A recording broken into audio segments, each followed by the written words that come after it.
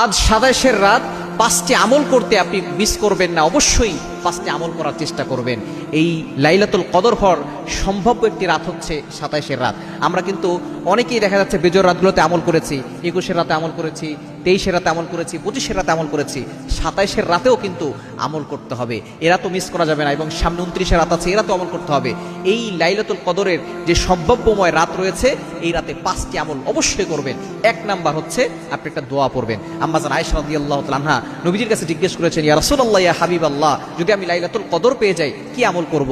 তখন নবীজি সাল্লাল্লাহু আলাইহি ওয়াসাল্লাম বলেছেন, তুমি একটি দোয়া পড়বা, আল্লাহুম্মা ইন্নাকা আফুবুন তুহিব্বুল আফওয়া ফাআফু আন্নি। সুতরাং ১ নাম্বার আমাদের এই রাতে আমল হচ্ছে অবশ্যই আমরা আল্লাহর কাছে এই দোয়াটা করব।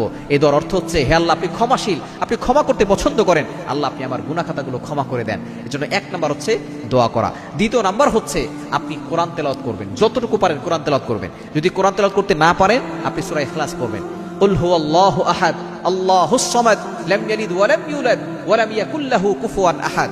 সুতরাং যদি এটা ৩ বার পড়েন, ১ খতম কোরআন পড়ার সওয়াব আল্লাহ তাআলা আপনার আমলনামায় দিয়ে দিবে। যদি কেউ এই লাইলাতুল কদরে অর্থাৎ এই ৩ বার সূরা ইখলাস পড়তে পারে এবং সেই রাতটা যদি লাইলাতুল কদর হয়, তাহলে ৮৩ বছর ৪ মাস প্রতি রাতে কোরআন খতম করার সওয়াব পাবে। সুতরাং কোরআন শরীফ তেলাওয়াত করবেন। যদি কোরআন তেলাওয়াত করতে না পারেন, সূরা ইখলাস অবশ্যই পড়বেন, ৩ বার, সর্বনিম্ন ৩ বার পড়বেন।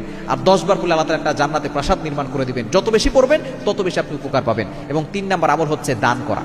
আপনি ১০ টাকা হলেও আপনি দান করার চেষ্টা করবেন, দান মিস করবেন না। দান যদি আপনি ১০ টাকা করেন, সেটা যদি লাইলাতুল কদর হয়ে যায়, ৮৩ বছর ৪ মাস দান করার সওয়াব পাবেন। এবং ৪ নাম্বার হচ্ছে নফল নামাজ বেশি বেশি পড়বেন। আপনি নফল নামাজ মিস করবেন না, লম্বা করে নামাজ পড়ার চেষ্টা করবেন। আপনি ২ রাকাত করে নামাজ পড়বেন, যতটুকু পারেন নামাজ পড়ার চেষ্টা করবেন। এই নামাজ দেখবেন আল্লাহ তাআলা আপনার সকল গুনাহ খাতাগুলো ক্ষমা করে দিবে। এবং ৫ নাম্বার আমল হচ্ছে ইস্তেগফার, দুরূদ শরীফ বেশি বেশি পড়বেন, আস্তাগফিরুল্লাহ, তারপরে দুরূদ শরীফ পড়বেন সাল্লাল্লাহু আলাইহি ওয়াসাল্লাম। আরো জিকির আছে, সুবহানাল্লাহ, আলহামদুলিল্লাহ, লা ইলাহা ইল্লাল্লাহ।